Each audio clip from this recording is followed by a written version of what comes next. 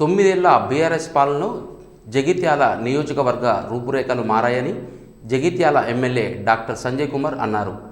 Parliament ఎన్నికలలో భాగంగా జగిత్యాల పట్టణంలోని పలు వార్డులలో నిజామాబాద్ పార్లమెంట్ బీఆర్ఎస్ అభ్యర్థి బాజిరెడ్డి గోవర్ధన్కు మద్దతుగా ఎమ్మెల్యే సంజయ్ కుమార్ ప్రచారం నిర్వహించారు. ఈ సందర్భంగా బీఆర్ఎస్ అమలు చేసిన అభివృద్ధి సంక్షేమ కార్యక్రమాలను వివరిస్తూ ప్రతిపక్ష పార్టీలు అబద్ధపు హామీలను ఎండగడుతూ ఎన్నికల ప్రచారం నిర్వహించారు. ఈ నెల 5న కేసీఆర్ రోడ్ షో సందర్భంగా ఆహ్వాన కరపత్రాలను ప్రజలకు అందజేస్తూ రోడ్ షోను విజయవంతం చేయాలని కోరారు.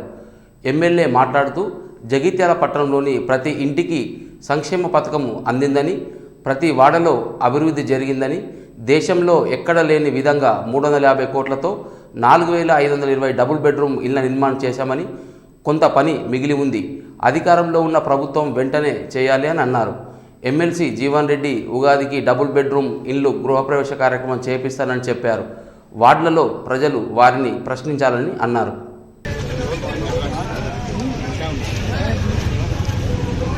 కేసీఆర్ గారి నాయకత్వం, కేసీఆర్ గారి నాయకత్వం, కారు గుర్తుకే బాజిరెడ్డి గోవర్ధన్ గారి నాయకత్వం. తెలంగాణ రాష్ట్ర తొలి ముఖ్యమంత్రి కేసీఆర్ గారు ఆదివారం నాడు సాయంకాలం జగిత్యాల పట్టణానికి వస్తున్న సందర్భంలో, అదేవిధంగా వారు బలపరిచిన అభ్యర్థి బాజిరెడ్డి గోవర్ధన్ గారి కోసం ఇంటింటా ప్రచారం చేయడం జరుగుతుంది. 1వ వార్డు, 2వ వార్డు, 17, 18, 19, 3, 4 వార్డుల్లో ఇప్పుడు ప్రచారం చేస్తూ ఉన్నాం.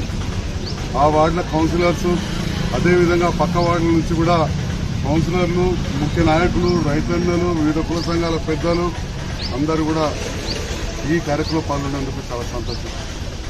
ఉదయం 6:30 నుంచి మొదలుపెట్టినాం. 6 గంటల నుండి పొద్దున్న లేచినప్పటి నుంచి ఇంటికి పోయి ఇచ్చిన ఆడబిడ్డలు చిరునవ్వుతో మేము ఇచ్చిన ఈ ఆహ్వాన పత్రిక ఏదైతే కేసీఆర్ గారు వస్తుందో ఆదివారం నాడు మీరందరూ రావాలంటే చిరునవ్వుతో స్వీకరించుకుంటూ అందరూ కూడా వచ్చి విజయవంతం చేస్తామని చెప్పారు.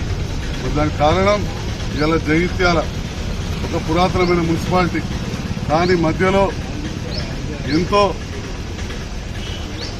నిర్లక్ష్యానికి గురై కేసీఆర్ గారు తెలంగాణ రాష్ట్రం ఏర్పాటు చేసిన తర్వాత జిల్లా అవడం, కరీంనగర్లో ఉండాల్సిన ఆఫీసులన్నీ కూడా జగిత్యాల రావడం, బ్రహ్మాండమైన 600 పైన పడకల ఆసుపత్రి నిర్మాణంలో ఉండడం, ఇప్పటికే 230 పడకలు పూర్తయి 15 మంది ఉన్న కదట 130 మంది డాక్టర్లు ఉండడం, దాంతో పాటుగా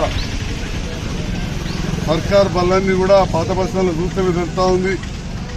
మంచిగా పునర్నిర్మాణం అవడం, కాలేజీలు పునర్నిర్మాణం అవడం, వ్యవసాయ కళాశాల కావచ్చు, నర్సింగ్ కళాశాల కావచ్చు, మెడికల్ కళాశాల కావచ్చు, ఓల్డ్ హై స్కూలు, మహిళా డిగ్రీ కళాశాల, ఎస్కేఆర్ కళాశాల, గ్రౌండ్లు, పార్కులు, రోడ్ల విస్తరణ, కొత్త డ్రైనేజీలు, హరితహారం కార్యక్రమం కింద వేలాది మొక్కలు పెట్టడం, దీంతో పాటుగా పాత బస్టాండ్ విస్తరణ, కొత్త బస్టాండ్ సామాన్యులు ఎక్కేది అధ్వాన స్థితిలో ఉంటే 75 లక్షలతోటి కొత్త బస్టాండ్ మంచిగా చేసి ఊరంతా కూడా వెలుగులుండే విధంగా తెలంగాణ వచ్చేంత వరకు 60-70 ఏళ్లలో 6,000 కరెంటు స్తంభాలుంటే ఈ 4-5 ఏళ్లలో 3,000 కరెంటు స్తంభాలు వేసి దాదాపు 200 ఐమాస్ లైట్లు పెట్టి జిమ్ములు పెట్టి, దాంతో పాటుగా భూగర్భ జలాలు పెరగాలి, బాయిలలో నీళ్లు ఉండాలంటే చుట్టూన్న చెరువులన్నీ కూడిక తీసి ఆ చెరువుల కట్టలు మంచిగా చేసి, మత్తడి మంచిగా చేసి,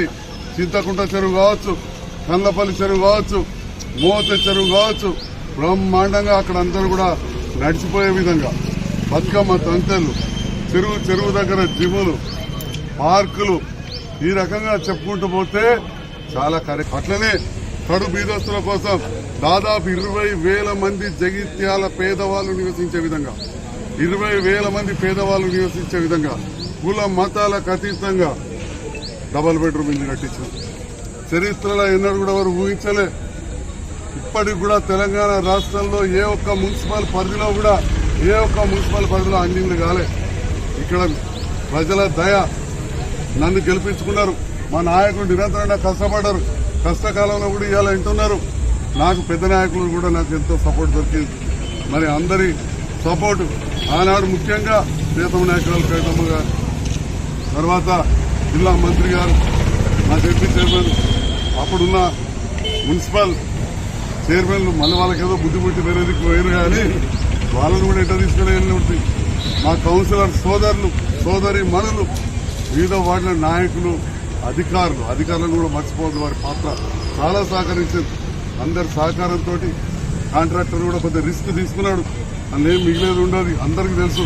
అందులో మిగిలేదు ఉంటే ప్రతి ఊళ్ళో ప్రతి నియోజకవర్గంకో 1000-1500 అందరికి ఇచ్చారు. అందులో ఏం మిగిలేదు ఉండదు. అయినా దగ్గరుండి నాణ్యంగా కట్టింది.